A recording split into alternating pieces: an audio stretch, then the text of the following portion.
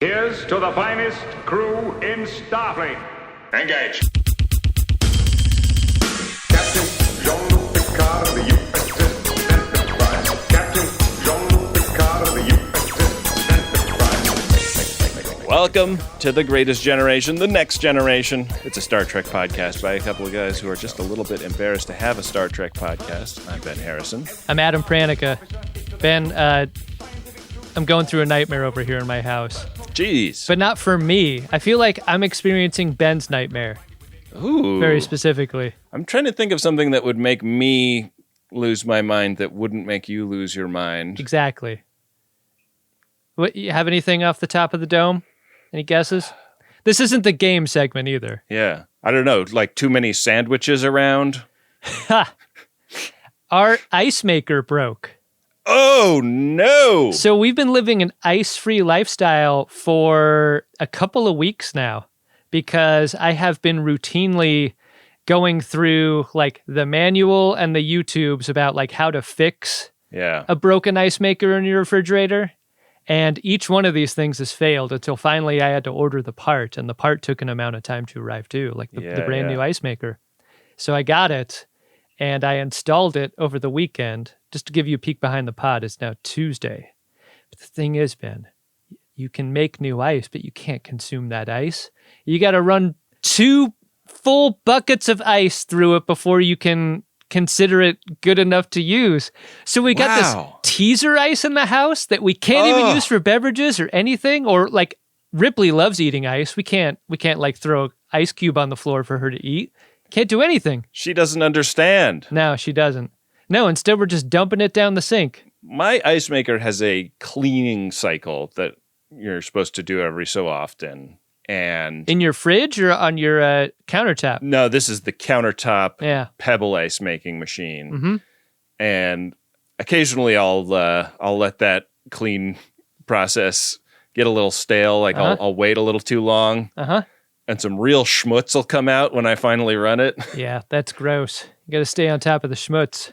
I think it's mostly like lime scale because we have very hard water here. So it's not like, it doesn't look like bacteria. And I've like actually like opened it up and really gotten into the guts, and I'm not seeing anything that's like disturbing inside there. But yeah, like ice maker is a fickle mistress, and so much of my day-to-day mental well-being is based on my access to good kinds of ice. Mm-hmm. I couldn't do it. I couldn't do what you just did. I'm like at the store buying plastic ice cube trays immediately. And then I've like constantly got a few things in my checkout on major internet retailer. Like, can I freeze things in this and it will come out about like pebble ice? You know what's crazy is I never gave buying ice cube trays a thought. Not one thought. I went to a convenience store and got a bag of ice to get us by. Never thought about getting trays. Well, your freezer is for putting old scented candle containers in, so you wouldn't have room. There was a real bang of incidents in our house where we had a house sitter stay here and take care of Ripley while we were in New York for a trip, and she accidentally left our freezer cracked open. So all of our freezer food spoiled, and the ice maker wasn't working either. So it gave us a nice little home project of like taking apart our freezer, wiping it down inside and out. Like we just detailed the shit out of that thing. And then I installed the new ice maker, an ice maker that just arrives in a fucking cardboard box. It's not shrink wrapped. There's like a person at a factory who wrote on it with a magic marker that's like, this is the refrigerator it's meant for. It's total bush league. Like it's rattling around a cardboard box, and I just installed it in my freezer. Like, I guess this is what we do now. This is the rule now, Ben. Yeah, I admire that you did it yourself. I think that's. I had to get it on.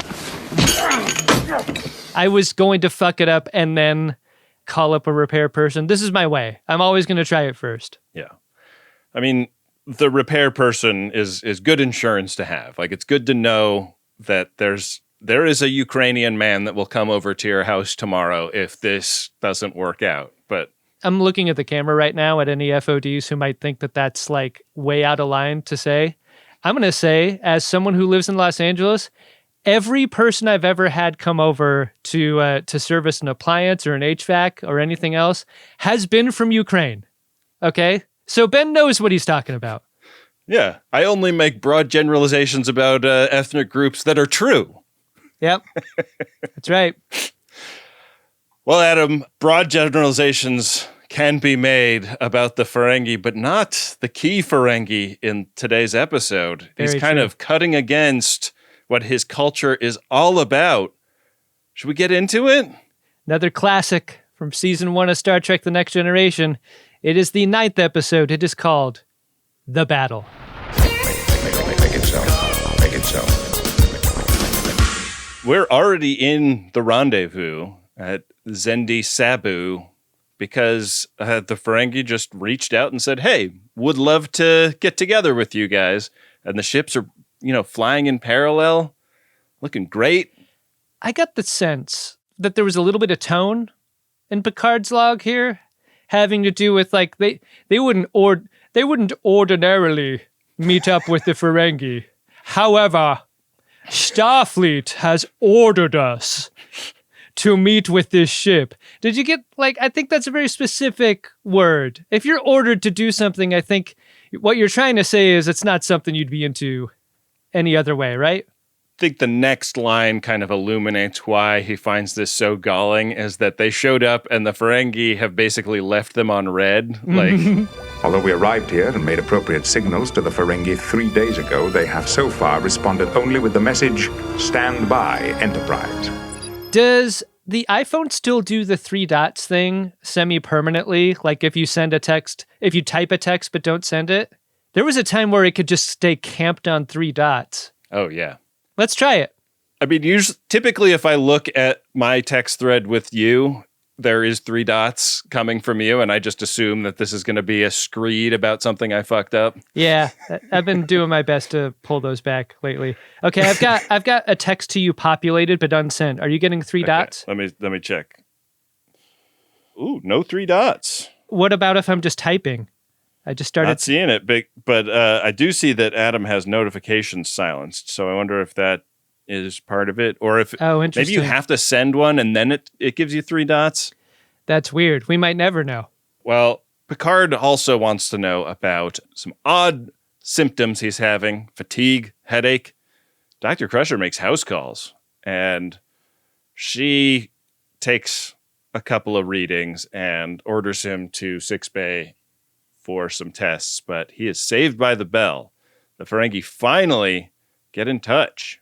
Yeah, he's going to have to put off the exam and instead go to the bridge where we find DaiMon Bok on screen, who says he knows Picard from somewhere. I feel like if you're a Ferengi and you have very few interactions with humans, you're going to remember the few interactions you have and the people you specifically have them with, right? Yeah. Or is it like he really has a hard time telling humans apart because he doesn't interact with many of them, so he doesn't pick up on the subtle differences? The reason I bring that up is that I feel like it puts Picard on his back foot here. To be the guy that doesn't remember this specific Ferengi, I think that's pretty insulting. Like, how many Ferengi could Picard have possibly encountered over his career? I don't know. I waffle on this issue. Like if somebody comes up to me at a party and is like, hey, and I'm like, hi, and they're like, you don't remember me, do you? Like, who's the joke really on? Me for having like a bad memory, or them for not having been memorable enough to stick in there? You need to take hi out of your repertoire. You need to pivot entirely into great to see you. Great to see it, yeah. Because that works for people you just met or people you've known for a while. It's been rough lately. I was at a 3-year-old's birthday party a couple of weeks ago, and somebody came up and told me about a whole conversation we had about ice hockey camps in the Okanagan, which is a thing that I used to do when I was a kid, is go to ice hockey camp in the summer. And I was like, sounds like something I would have had some things to say about, but I don't remember you or the conversation. That sounds pretty aggressive by that other person to just like throw that in your face. That's kind of the vibe with DaiMon Bok. He's another Ferengi standing in another all-white room, and he says that he and Picard have a mutual problem, but we know Ferengi don't like doing these FaceTimes. He wants to press the flesh a little bit. In fact, he insists. This is something that they'll allow, and strategically it makes a lot of sense, right? Wouldn't you rather host DaiMon Bok on Enterprise than go over to whatever they have happening on the Ferengi ship? That's what they decide. I really like when he makes this insistence, Troy, without Picard turning around, Troy turns to Yar and is like, cut the feed, like hang up on that fool so that we can talk about what deceptive energy I'm getting from him. I know what you're thinking. Captain, I sense considerable deception on Bok's part. And danger. The freelancing we get from the senior staff in season 1 is so great. I love it. I wish we got this for all 7 seasons. Because it injects a sort of chaos into every moment. I think one of the things people like about TNG, especially the later seasons, is like how comforting it is, how great it is to see the competence porn of all of this. Yeah. Largely without the chaos that a Deanna Troi ordering a cutoff channel represents in a moment like this. I don't know. I think it's neat that they're all empowered to do it. I do too. Well, DaiMon Bok will be coming over to our ship in one of our Earth hours. And that is the setup. And after the theme, Picard is in Six Bay. And we're spending the hour of preparation time we have for the first Ferengi to visit the ship with Picard getting his headaches scanned. I was really struck by this too, like how efficiently they're using the time here.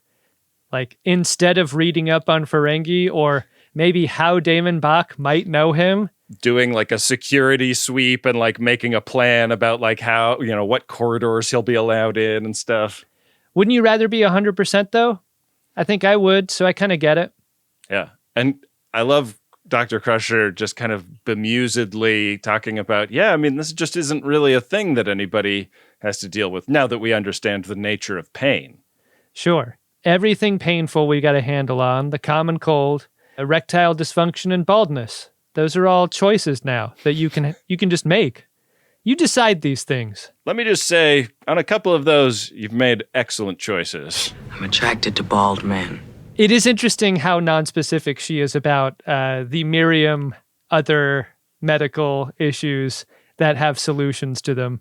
She's going to do some more tests, and Picard starts to protest, and she's like, don't worry, after whatever this shit is with the Ferengi, Wesley is on the bridge in the meantime, and is trying to tell everybody that they are about to get an intruder alert when they get an intruder alert.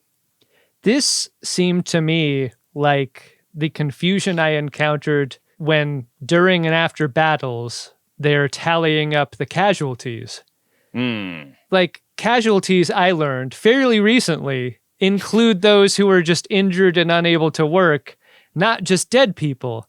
And so when I see Wesley bring up an intruder alert, I'm like, well, obviously that means someone has beamed onto the ship and is there, and they shouldn't be. Intruder alert also includes ships entering your area. Yeah, intruding the vicinity, I guess. Yeah. I was like, what the hell does a long-range sensor have to do with an intruder alert? Yeah, exactly. An old Constellation-class starship is en route. Ben, something that we hear in dialogue, but when we see the lips move of our characters, they are saying a different type of ship entirely. What looks to me like Constitution class. Put a pin in that, Adam. We'll talk a little bit more about it later. Yeah. I loved Data being mainly curious about how Wesley would go about boosting the sensors. Mm-hmm. Data loves boosters. We will discuss this later. I mean, if I were Wesley's age and I were alone as much as he was, the sort of sensor tweak I'd be doing is like dialing them down for the internal sensors. Yeah. Maybe where and what you're doing specifically, taking those sliders maybe closer to 0, if you know what I'm saying.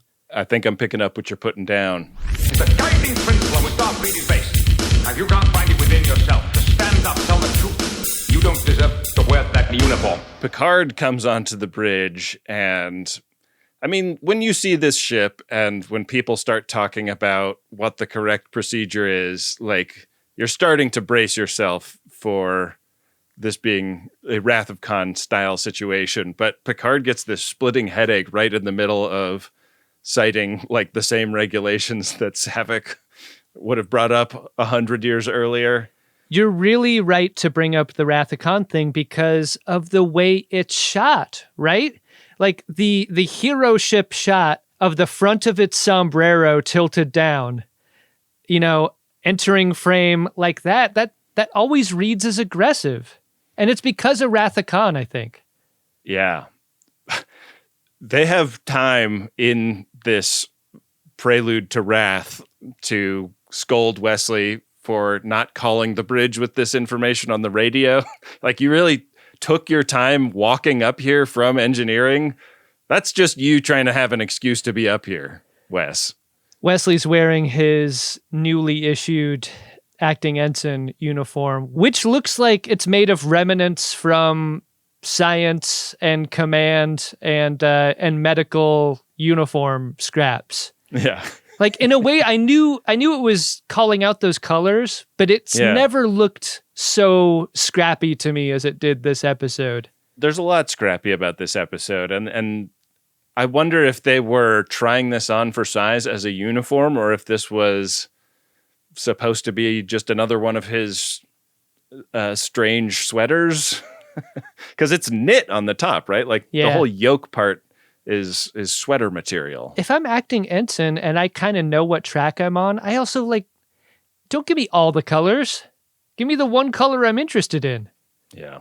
Feels greedy, to be honest. The ship that's coming in, that is the intruder, is going to take a while to get here because it's traveling on impulse, and the Ferengi are going to be here way before that. And they beam directly onto the bridge, and we meet DaiMon Bok and Kazago and Rata, his first and second officers. And they're really excited about the clothed females. They would really like to purchase Commander Data. He is not for sale. Lots of excitement in this first time having Ferengi aboard. Ben, when you're looking at these guys and you remember the episode recently where we had the Antikins and the Soleil on board, did it seem to you as though DaiMon Bok and his officers were wearing Antikin pelts as clothing? Doesn't it look like that? Maybe they are. Because we know there was a suspicion about the Ferengi being involved in that episode. There was. And I wonder if when shit went down, some Antikins got killed in the process. The Soleil were like selling them as spoils of war to the Ferengi. No one comments on it, but I saw it. They're wearing the same kind of furs in the Anybody Canyon episode, right? I think, but I mean, there's so much more going on there. This is really like, when you're standing in front of the view screen, it's really fashion show time up there in that bright light. I don't know who's more uncomfortable, Wesley or the Ferengi, but they shed some light on what this ship is that's heading toward them. It's a gift to the hero of Maxia, and they don't explain what Maxia is, but Data clarifies that it might be a reference to this one time where Picard destroyed a ship that did a surprise attack on them. When they get this thing on the view screen, Picard just about doubles over in pain. And Deanna Troi feels it too, kind of in a little bit of a shockwave move. Bok is still there. Bok says it's his conscience, which I thought was a great verbal flourish there. Great verbal dagger by DaiMon Bok. There are a lot of things that Bok has not explained to his underlings, and when he says that this is just going to be something that he gives Picard for free, they are pretty surprised by that. This is the moment in the episode where I wonder if this is just modern person sensibility versus late 80s person sensibility. I'm like, okay, so Picard is feeling awful all of a sudden, conspicuously, we're not going to remove the variable from this to figure this out. Like, both the Ferengi and this weird ship that showed up, no one's going to think that that's the reason at this point. Something related to this happened to me very recently, Ben. I've been having like really bad headaches, like every day for like the last 5 days. Dang. Tolerable, like work throughable, but like irritating. And like I'll get morning headaches by like being super tensed up. So that's been my morning for like 5 mornings. Dang. Until yesterday morning. It's like 5 in the AM. And like I feel something a little like crunchy in my pillowcase. And I reach my arm into the pillowcase and I pull out a fucking dryer sheet. Whoa. And I was like, oh, I wonder if this, because I don't like strong smells, especially You've been, like strong. Inhaling dryer sheet? And we have specifically like the lowest stink dryer sheet you can get. Like they're hippie dryer sheets or whatever, but it still has a fragrance to it. So I yanked it out and I threw it away and I was like, oh, I wonder if this is why I've been feeling so bad. Went to bed last night, woke up this morning, feeling great. Wow. It was a fucking dryer sheet in my pillowcase. Yeah. Just like this Stargazer is affecting Captain Picard. The dryer sheet was my Stargazer. I have a friend who thought she was allergic to chocolate because she had a little like ceramic dish of chocolates in her apartment. And every time she had one, she would get like violently ill. And then she found out that the ceramic had like the glaze had cracked and had crazed. And so all of those little crevices had become a site for some bacterium or something to take hold. Yeah. Like she could just eat chocolate out of the package and not get sick. And she's like, oh, like I have been poisoning myself. It's crazy. It's really satisfying when you like get to the bottom of something though. Like so rare. I was ready to go to the doctor because you're not supposed to have a headache for that many days in a row. You really aren't. Wild. So Picard is now back in sickbay. He's under the bed arch on the bio bed. And shouldn't the arch be up over his head? I was thinking. Yeah. Is that to keep him down? Like he's like doesn't want to do more tests, but he has to. Remember that time a few episodes ago when you were controlled by purple lightning and taken over the ship? This is just a precaution. Kind of losing his sense of whether he is in a memory or in the present in a way that seems like it should be troubling. And then Beverly goes, well, I'm just not concerned at all. Let's go have a meeting up in the observation lounge. Not seeing anything to worry me here. The detail of Beverly going with, I think, is important, right? Like, Picard's acting weird. He needs some monitoring. She will be that monitor. One of our first really like full complement McLaughlin groups here. Issue 1. And Picard is describing the events of Maxia, this attack where a ship just kind of like at warp took a couple of sucker punch shots at them and they were really thrashed and it was going to be the end of them. And then he invents the Picard maneuver on the fly. And now it's textbook. And he has like a couple of slip ups even in this description, like where he like sort of starts talking about it in the present tense to like somebody named Vigo who isn't there.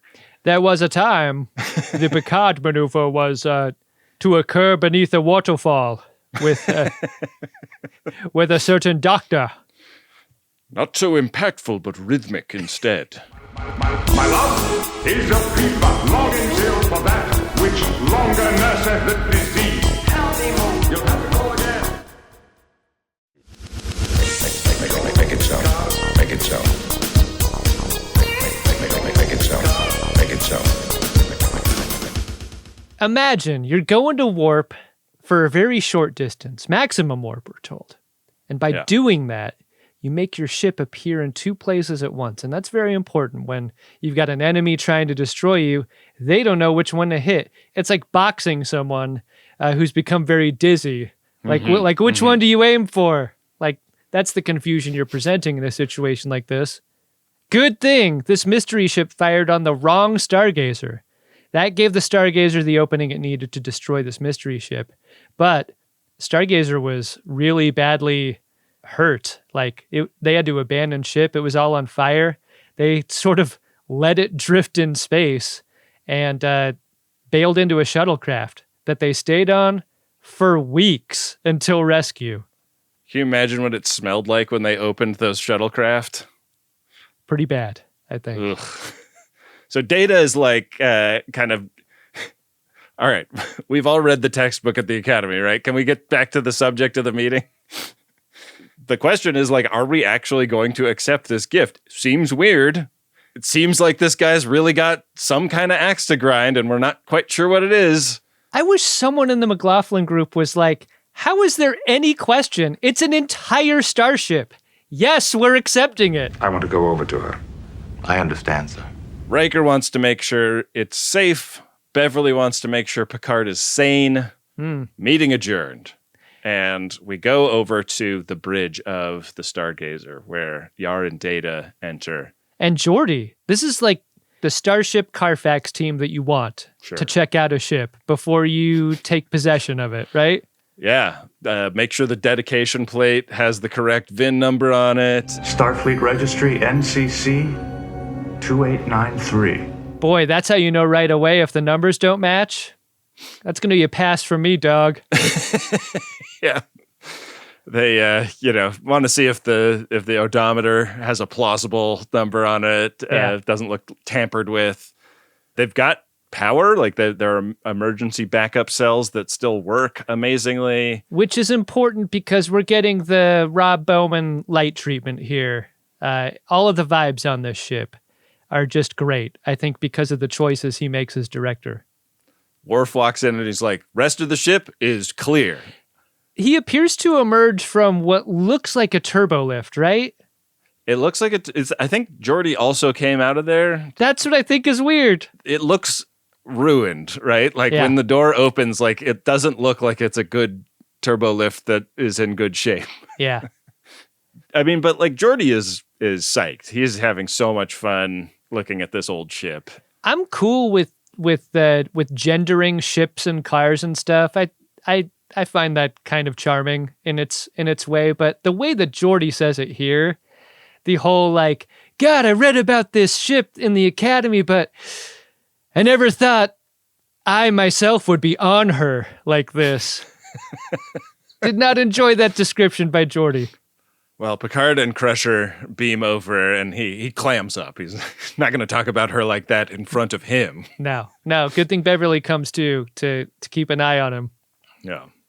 Data has found the last log entry of Picard, wishing the ship well as they abandon her. May she find her way without us.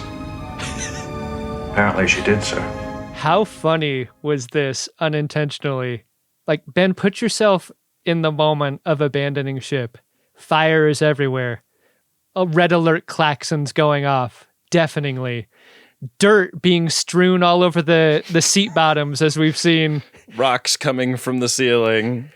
Imagine everyone's like, all right, Captain, we got to go. Like, last shuttle out of the bay. We got to get out of here. And Picard standing at a station, like, saying something as poetic as, like, I hope one day someone finds this great vessel and gives her a proper burial. Like, or whatever he says as the last log is so poetic in a moment of what had to be terror before they left the ship. This ship and her crew will soon become. I mean, if you're at the door to the shuttle, there's a moment where you're like, we gotta go. We gotta fucking go. Extremely canonical Star Trek captain behavior, though. Like we've seen Kirk being like the last person gasping for breath with life support failing, making a captain's log like this. So I buy it. Yeah. So we're gonna double check that this thing is gonna hold together if we throw a grapple on it and download the computer. And Picard heads to his old quarters, which still have some like old personal effects in them. Like the books didn't burn up. There's lots of trinkets on the walls. This is amazing. Like to be reunited with your captain's trinkets has got to be such a great feeling. Oh, my old shoebox. I'm giving more sibilance to Picard than he usually gets. Yeah. It'll take a minute to get back into my Picard, but I think it's close. Not many people would have thought that the Nike Corporation would last this long into the future. What we can't help but notice here isn't just a lighting choice by Rob Bowman. This glowing red orb is something nefarious, and it corresponds to another red orb that Bok is working on the Ferengi ship. And this makes Captain Picard do that thing where he's in so much pain, he stands up like rigidly and then collapses in pain. If these are the quarters on the ship that he was in during that battle, would this make it his Maxia pad? It really would. And if it was a female captain of the Stargazer... On the bridge of the Enterprise, Riker makes the final arrangements for custody of the Stargazer, and Picard arrives out of the turbo lift looking pretty ragged. I was surprised to see him there. Why does no one want to relieve him right now, especially so soon after the Purple Lightning incident? Seems strange. Seems like if I felt this bad, I would say like, hey, maybe you take it from here. Well, it also seemed, I know so much of this episode points to that one, but this really seems like a season of Star Trek interested in demythologizing the idea of a flagship starship captain. Like, they really do weaken Picard in a number of episodes in season 1 intentionally. Yeah. You know, this show went through its own not my Star Trek phase when it first came out. And I think that was a really dramatic shift for the faithful, like to have the kind of swinging dick character be the first officer and the captain being like this man of letters and frailties was like, what the fuck is this shit? This whole situation is a recipe for a Starfleet tug job, which is going to be dispatched to take Stargazer away at some point in the future. For now, Picard needs to go to bed or something because he's dragging. Yeah, he's going to go have a lie down. And that crate that the big glowy ball was in is now in his room aboard the Entrepreneur. So he like lays himself down to sleep and shoots awake. And it seems like this thing has still got a pretty severe hold over him. In the ready room, Data shows Riker a personnel log from Picard that suggests that he may have knowingly attacked the Ferengi ship at Maxia. What? Unprovoked? Impossible. While in command of the Stargazer? No way. Oh, this is a scandal. Maybe this hero turn by Picard that got him the gig of captaining the flagship was not as reported and was actually bad. Not a chance. Rikerized to commercial. The crew react to this, I think, carries a lot of weight because at no point does anyone believe this to be true. It just doesn't comport with their understanding of Picard. And after the commercial, like, we're towing the ship and listening to this confession, and Riker's like, well, obviously this is fake, but I don't think I really have any option but to report this to Starfleet. Good news, we're really, really far from home, so it's going to take a day to get there, and their response will take a day to get back. So we have some time to get this all figured out, but Picard is pretty stressed. He's like, if this becomes persuasive to people, if this fake audio tape is seen as authentic, like, Starfleet's not going to want me captaining the ship anymore. They're going to send me to Siberia, man. Like, Picard's also like, you're not listening to other logs, are you, Will? Like, they start scrubbing backwards the tape a little bit. He's like, Captain's log. We must abandon ship, but I happen to be mid-record. Very awkward situation I find myself in. You know, between the first and the second attack by that unidentified ship, I did, in fact, go over my personal best. The Nike shoebox has never seen numbers like this. I am Locutus of all. Lock phases on that vessel. I am Locutus of all. There are 4 lights. I think a second or a third audio log also having been tampered would have been really interesting in a moment like this. Like, how many more are there? How much time did they have to doctor these tapes? There could be weeks of material that they cooked up, you know? Because I think if you're the Ferengi and you're doing the doctoring, isn't it better to do a bunch of doctored logs instead of just the one? Yeah. Like one of the logs is like is straight out of Jim Kirk in Star Trek 6. He's like, I've never trusted Ferengis, and I never will. How long were you standing there? Yeah, exactly. What is sort of implied in the next scene makes me think that Bok was the only person working on this. So it might be that he had time to do one of them without anyone noticing. And this is underscored when Riker blows in a secured channel call to the Ferengi first officer, Kazago. And he's like, what do you know about this Maxia thing? And he's like, oh, I know all about it. I just learned about it. It seems really fucked up what your captain did to our ship. Why would you call me about that? Other than to apologize. And Riker's like, I just want to plant something in your head. Why would your captain give the ship back to Picard if the story of Maxia is as your captain says it is? There's a couple of things going on here, and I want to know which one you think is winning. Is it Riker's charisma, or is it truly a fraternity of first officers carrying this scene? I think it's a combination of both, but I think it's so interesting that Riker would presume that there is that kind of, hey man, we're just XOs, right? Like let's drop the shit. XO to XO. Let's just let's see if we can get to the bottom of this thing. It's a quality I don't feel like you get again going forward after this season, and I really love it. I love it too. It gives like a format of communication with aliens that feels really untapped by so much of the rest of Star Trek. Because it's untethered to anyone's culture. Everyone understands rank and duty and what you need to do in professional and military situations, completely irrespective of what a culture's values are, you know? And also the idea that this could be done in a non-surreptitious saboteur kind of way, it has so much potential in it. And I feel like that it's almost always saboteur shit that's going on when somebody is blowing in a call to not the captain of a ship.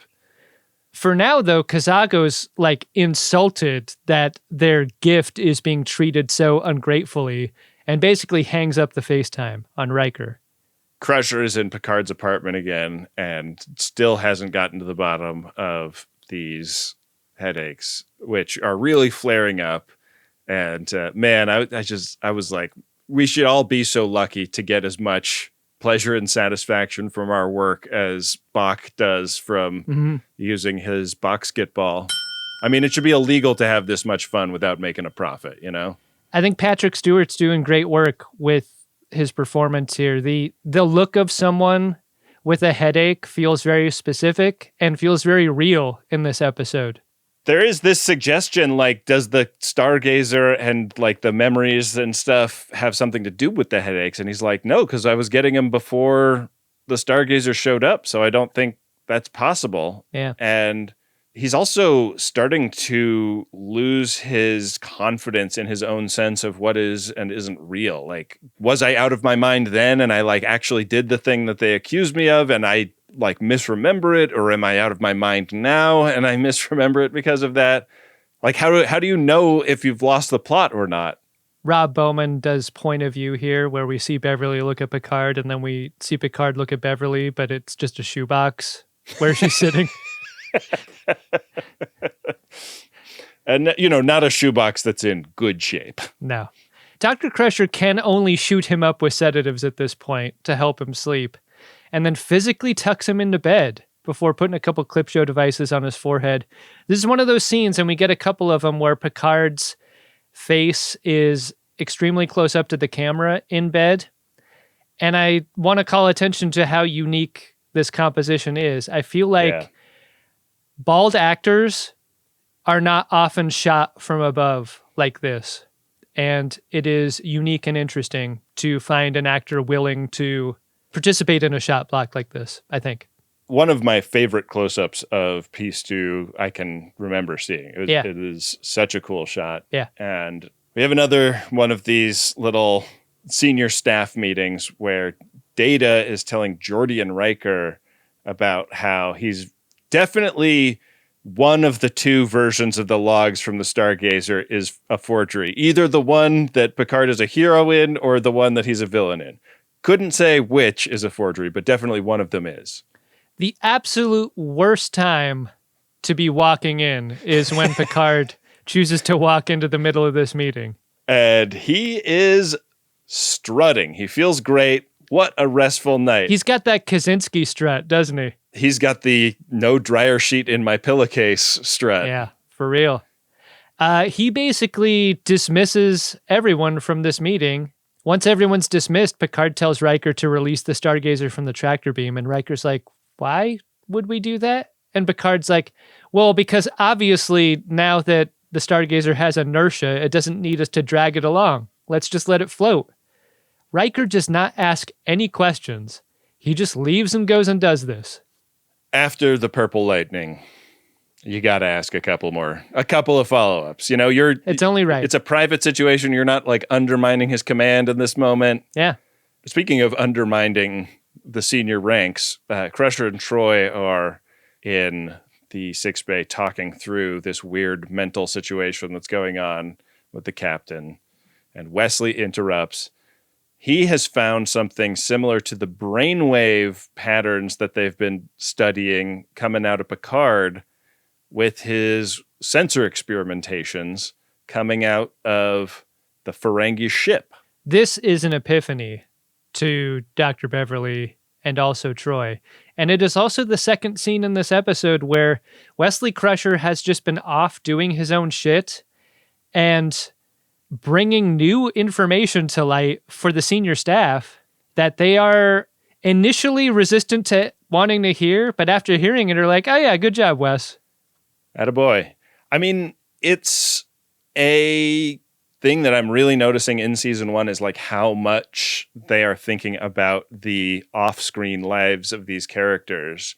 And I feel like there's an entire episode about what Wesley is doing in this episode, but he only like pops in for these little moments to like divert the plot in an interesting direction. There's a quality to Wesley in this episode that I think is one of the reasons why so many people found his character grating, which is, I wish I had more to compare this to, like other child actors of his age in shows of this era. There's just a way he speaks that is very like, Mom, I was doing a study of these waveforms, and what I found was really shocking. Like, I think the Ferengi have taken control of Captain Picard. There's like a roundness to his line delivery. Right. It's really hard to describe, but like if he was just talking like a student instead of Beverly's son, I think it may read as less grating in these moments. I think the fix is if he was making more tuna fish sandwiches for people the way a Brandon Call would in the role. I think you got a much better situation on your hands. I cannot believe you're comparing Brandon Call to Will Wheaton. And yet I think that's right to do. Every show had this, right? Like the precocious youngster in the cast. What you don't have to do is have Wesley spike the football at the end of this scene once Troy and Beverly leave. Like, what are we trying to do there? That is a little bit more celebration than is necessary. Yeah. Hey, Wes, they don't respect you.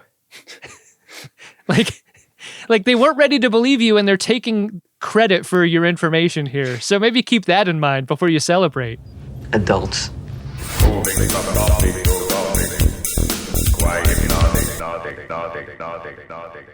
When this information makes it to Riker, he does a "Where's Picard?" and Picard is like actively beaming off the ship, and he has himself a nice seat on the bridge of the Stargazer. Aren't you glad they didn't show the beam off, which would have been exactly what he did in the Wharf Lightning episode?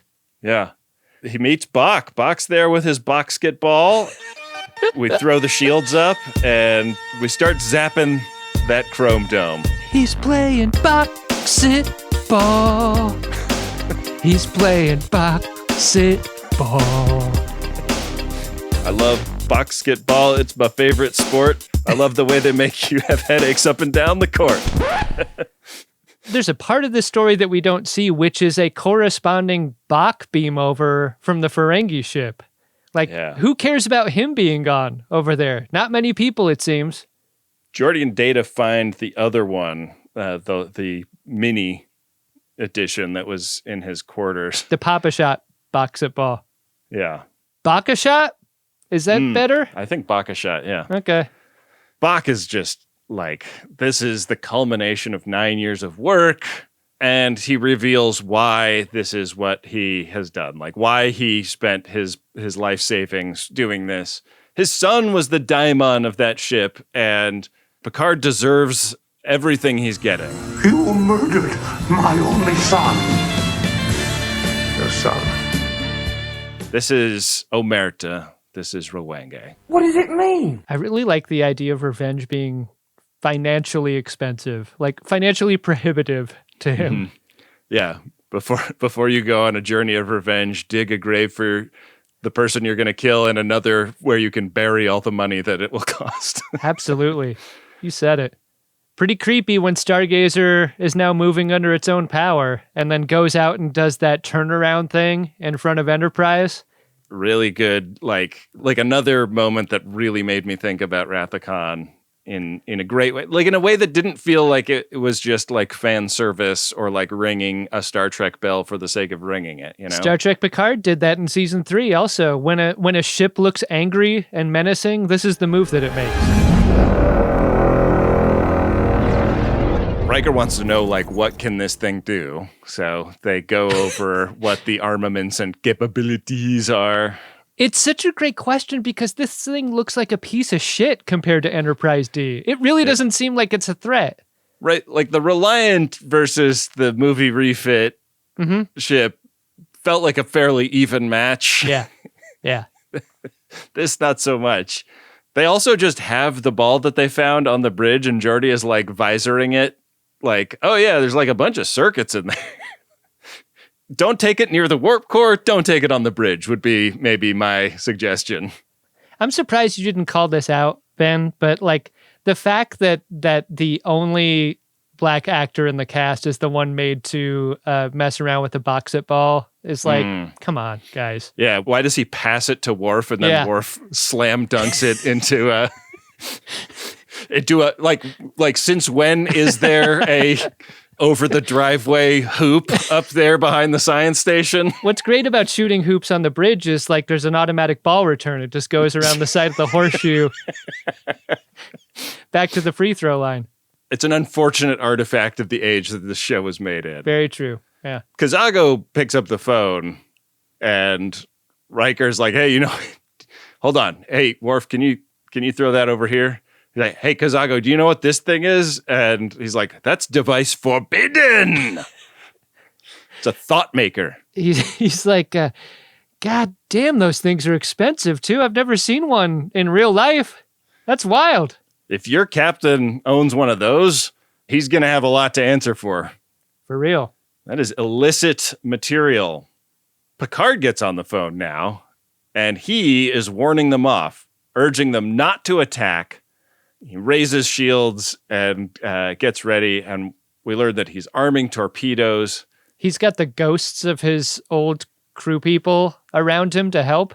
This is very Ghostbusters-y ghost effect work here, I thought. Yeah. Didn't this look like the old lady in the library? It did. Where are you from, originally?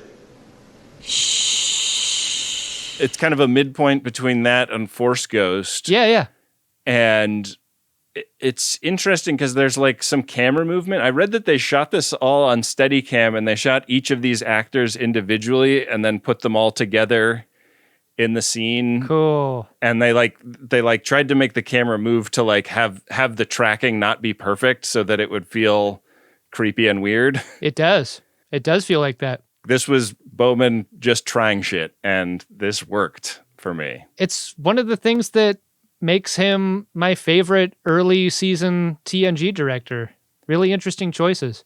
Troy reports that whatever Picard is going through, he is fucking pissed.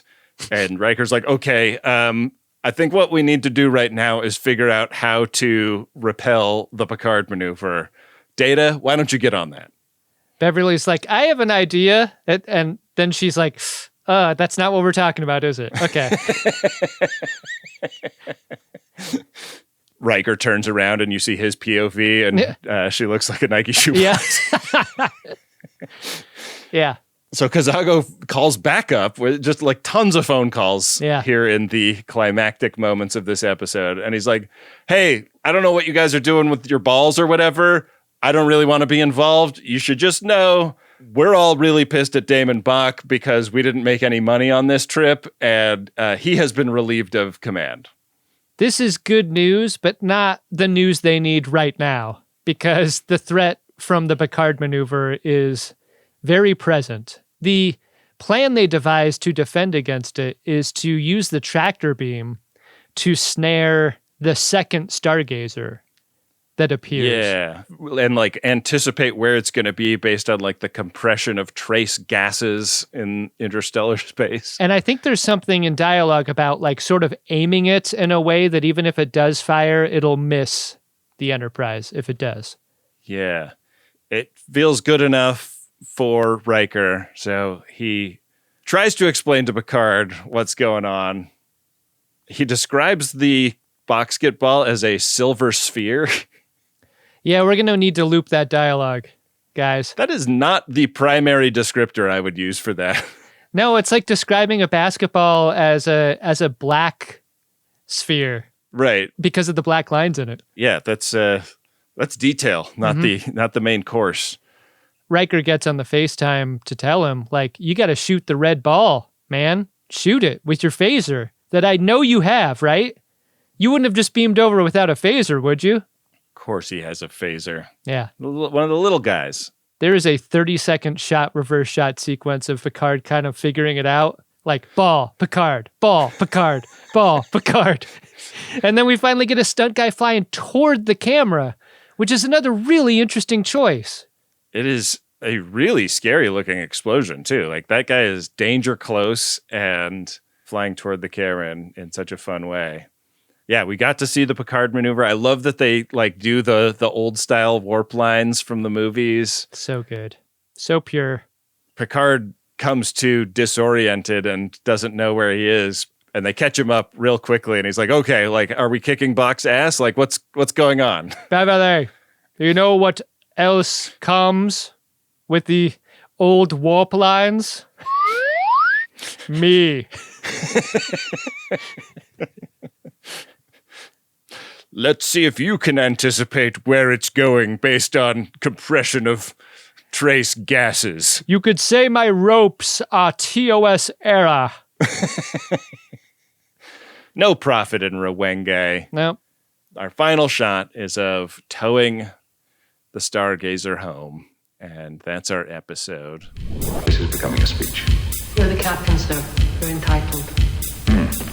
Not entitled to ramble on about something everyone knows. I wanted to talk to you a little bit about the character of Picard. This is a real Picard, capital A, acting episode. Yeah. And I've always thought of him as being uniquely unhaunted as a protagonist, especially on this show. Like, it doesn't seem like his primary character need is like wrestling with the demons of his past before Maman hung herself in a Borg basement. Sure. Yeah. We never had any inkling that he was like deeply troubled or anything.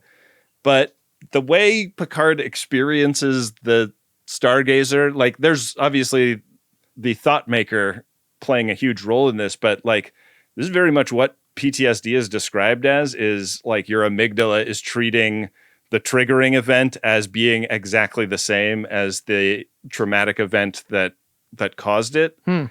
And so like he is in fact kind of like reliving it in the present in that way. Like, do you think that this episode makes the case for Picard being like deeply wounded by the loss of the Stargazer in a way that is meaningful? No, and here's why. because the end of the episode is just Picard getting beamed back to Enterprise and then like nothing made of, like there is no real button to this episode that would suggest that Picard is like that for this ship. I mean, at least throughout the rest of the episode, it's unclear whether or not his feelings for the ship are completely generated by the red ball. Yeah. Or if any of that is coming from him, or if it's a mixture of them. And it would be nice to have resolution there, because I think it's totally natural for someone to have that kind of affection for a place that they used to live or a place they used to work, or in this case, it would be both for Picard. But I think what we get in this character going forward is from time to time, we do get references to Stargazer and his time there, and we do get that model in the ready room, and we do see and hear how important this era was for him. The model that we saw of the Stargazer is like established as a model that's like in his quarters in an earlier episode, like the gold spray painted one.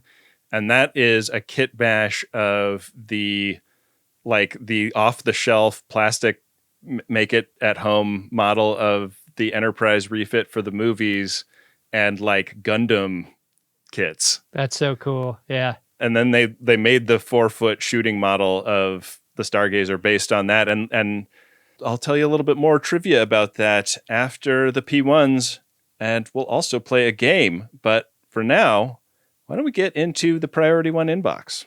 All right, let's do it. Priority 1 message from Starfleet coming in on secured channel. Need a supplemental income. Supplemental income? Supplemental. Supplemental. Yeah, it's extra. The interest alone could be enough to buy this ship. This is a promotional message. It goes like this. Ben and Adam, after 10 years of talking Trek, you probably know better than anyone that every sex ghost candle or Mayan temple starship makeover has a real-world connection. My podcast, The Prime Detective, explores the true crimes and strange cases where Trek and sci-fi brush up against reality, like Star Trek's bizarre connection to the JonBenet Ramsey case. New listeners can jump in anywhere. Most episodes are under 10 minutes, and all 26 episodes of Season 1 are ready to binge. So your call to action is search for The Prime Detective wherever you cast pods. This is from Grayson, who does a really nice job on this show. I've actually listened to several episodes of The Prime Detective, and I think it's a great concept and very enjoyable. And like a type of podcast that I'm really into is the little shorty like this. Like you get in, you get out. So satisfying to like pop one on like for my drive home from dropping the kids off at preschool. I really appreciate how much respect Grayson has for the listener's time. I mean, we've gone on tangents that are longer than 10 minutes. Wynde cuts most of them out. This episode. Pretty great. Pretty great idea. And look, Star Trek connects to just so many things. Of course it connects to bizarre crimes. So, yeah, give this a try. And look, if you're hesitant to give new podcasts a try, the threshold of 10-minute podcast is pretty low. So you got to give this one a try. The Prime Detective, wherever you get your podcasts. Ben, here's a Priority 1 message here. It is to she who is now my wife, CJ. And it is from he who is now her husband, Anakin. Wow. It's been a long road getting from there to here, but we did it. We're finally married. I'll forever be thankful that 8 years ago you were hungry enough to swipe my Tinder profile so you could ask me to buy you dinner. And even though you had a cold and got me sick, it was totally worth it.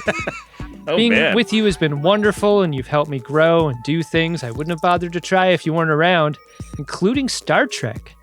I'd never seen it before until we watched Lower Decks together, so then, of course, we had to watch all the series after that so we could understand the references. I'm so grateful that you found this kind of embarrassing podcast by a couple of guys just a little bit embarrassed about having it. Listening to Ben and Adam's high-quality impressions and erotic ice desk literature has significantly enhanced the Star Trek viewing experience and made car rides much more fun. Also, I don't think you would have made it through Enterprise without them. I love watching Star Trek with you after work these past few years, and I'm excited to watch it all over again now and with our future subunits. I love you so much. Thanks for making a Trekkie out of this Star Wars named nerd. Maggie O'Halloran drop, please. Would you like to hold my hand? Would you like to kiss me? Well, good morning, boys. The spirits have turned her into a cow. I'm not quite myself today. Oh? What kind of a girl do you think I am? Bitch, I'm a cargo moon. I was walking around town with nothing but a bell around my neck. Everyone was staring at me. P.S. Thank you, Ben, Adam, and Wynde, for all the laughs. Oh, thank you, Anakin. What a great message. Really nice. Describing a really great relationship there. And an entry point into Star Trek through Lower Decks, which I like to see. Amazing that somebody named Anakin got married to CJ, which I can only assume is short for Captain Janeway. Oh, I was thinking that was a Baywatch reference. Oh, could be a Baywatch reference too. We have one more P1 today. It's 2 all FODs everywhere, but mostly Jake, Wynde, Bree, Rustin, Laura, Anne-Marie, Liz Soto, and the rest of the Cabana crew. It's from Michael Rizzo. Who else? The best. Goes like this. Now that the pod has boldly gone independent, 100% of the scarves we send remain firmly on Uxbridge Shimoda necks after taxes. Join me in continuing our expensive telephone game until we're poolside again in August. Live long and prosper. Tuvix deserves to die. And then airlock Neelix. Oh, shit. Yeah. Rizzo leaves no crumbs. It is zesty, isn't it? The idea of turning it into a double homicide. 2 crew members were killed in the breach. Stand on red alert. I like that the separation is done in one place on the ship, and then we're just going to take Neelix and blow him out an airlock. Hey, why don't you come down the hall with me? Hey, there's a party in your honor. Now that you're separated, sort of a welcome back thing. We got new quarters for you. He's like Pesci and Goodfellas. I'll see you at the Cabana. Everyone listed here, and also Rizzo. Gonna be great. Looking forward to it. Yeah, we're gonna be there. That's Monday at Star Trek Las Vegas. Well, that just about does it for the Priority 1 messages on the episode. If you'd like to get one for yourself, go to podshop.biz and order one today. Yeah. And if you've got a high-tier membership, you get a permanent discount on P1s. And P1s go a long way in supporting the production of our show, so that's another reason to do it. Thanks. All right, Adam. We've alluded to this several times, but some interesting trivia. In the production of this episode, some scenes were shot before the final design of the Stargazer was set, and the Constellation class designation was decided upon after the fact. The ship was in the script as a Constitution class, but when they slapped another 2 nacelles on that baby, they needed to dub something else in, and Constellation fit pretty good with the mouth movements that LeVar Burton had made. Thus, the creation of the Constellation class. They kind of did it on the fly, the way Picard invented the Picard maneuver. Now I'm going to ask you 4 questions about things to do with constellations, and you'll have to answer them on the fly. It's a game we're calling The Greatest Constellation. Oh, no. Oh, I'm going to be really bad at this. Adam, I know you're a betting man. I am. So this game has a twist. You have points that you can bet based on your confidence in your answer. You can bet with 2 points, 4 points, 6 points, or 8 points. You can only bet the quantity of points one time, and each quantity must be bet. If you have 14 or more points at the end of this episode, you win.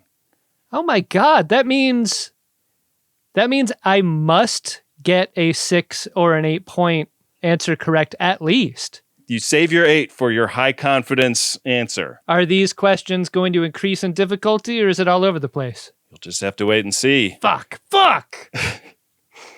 I'm so screwed here. I don't know anything about constellations. Well, good news. You get unlimited hints, but each hint costs 2 points. Fuck. Who's my hint giver? You? That doesn't seem fair. I've got good hints. These are good hints. I feel like, why would you give me good hints? I want the Glengarry hints, Ben. The Glengarry hints are for closers, so we'll see. All right.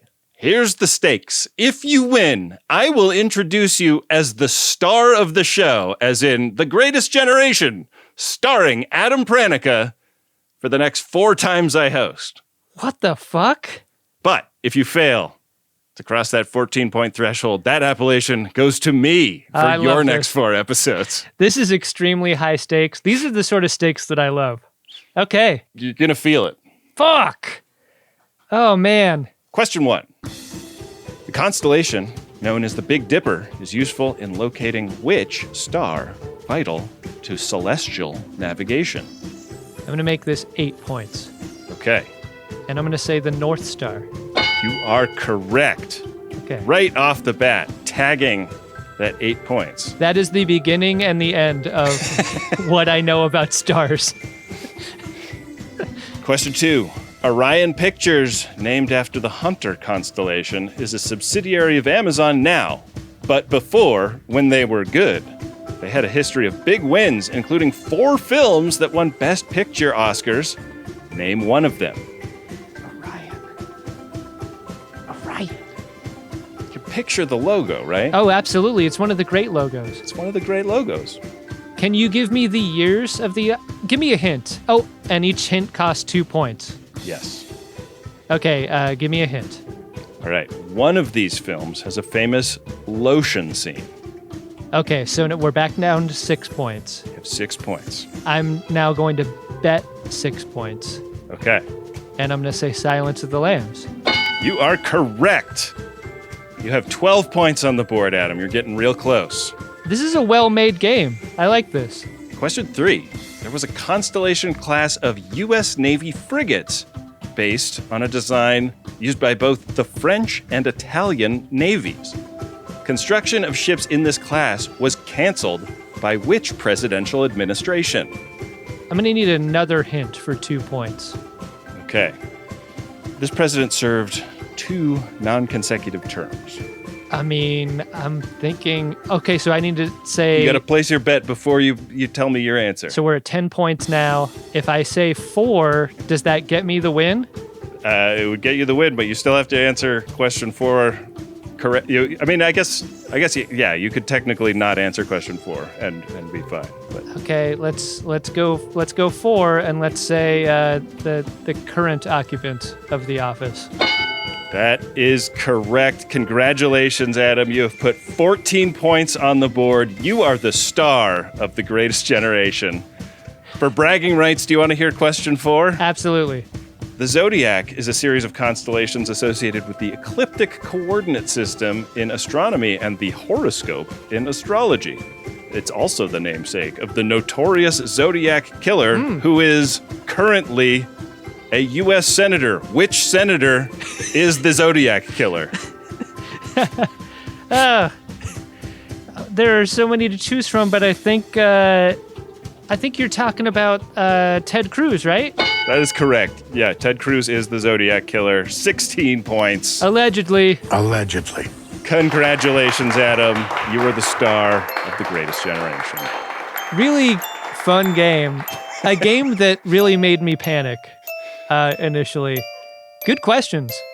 I will find it very galling to introduce you as the star of the show. You know what's fun about the stakes here is that, like, I might have won, but the spin that you can put on this for the next 4 episodes is going to be, it's going to be brutal. Like, it's going to be brutal for me. I mean.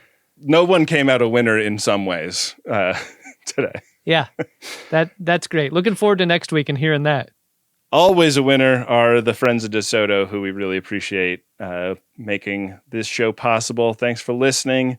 We're now going to throw the keys of the episode into the capable hands of our producer, Wynde Priddy, who will tell you about stuff coming up next week and all of the great people who work really hard to make this episode show up in your podcatcher today. Take it away, Wynde. Bye-bye. Thanks, Wynde. Darmok, Angelad, and Tanagra. The Greatest Generation is an Uxbridge Shimoda podcast. It's hosted by Adam Pranica and Ben Harrison, and it's produced and edited by Wynde Priddy. Next week, we'll be back with another episode of Star Trek The Next Generation, so grab your gong, because the trial never ends. It's Season 1, Episode 10, Hide and Q. Until then, thank you to the members who are supporting this show. If you want to join them and get an ad-free feed plus a lot of great bonus episodes, sign up at greatesttrek.com, or you can also just click the support link in the show notes right there in your podcatcher. We thank you for your support. Music for The Greatest Generation is by Dark Materia. Social media is managed by Bill Tilley and Rob Adler, who also puts together the Greatest newsletter every month. Visit podshop.biz to get signed up for that. You can also book a P1 there and find yourself some fun merch, too. Over on Greatest Trek right now, we are coming to the end of season 1 of the original series of Star Trek. We have a little mini film festival on the horizon for 3 weeks before Strange New Worlds season 4 premieres. Search for Greatest Trek in your podcatcher if you're not already subscribed, and check it out. And along with our official social media pages on Instagram, Blue Sky, and YouTube, you can also check out one of the great FOD run communities online. Those are on Facebook, Reddit, Discord, Mastodon, and Wikia. Go join a group of FODs and use the hashtag GreatestGen when you post about the show. That's all for now. We'll see you next week on The Greatest Generation.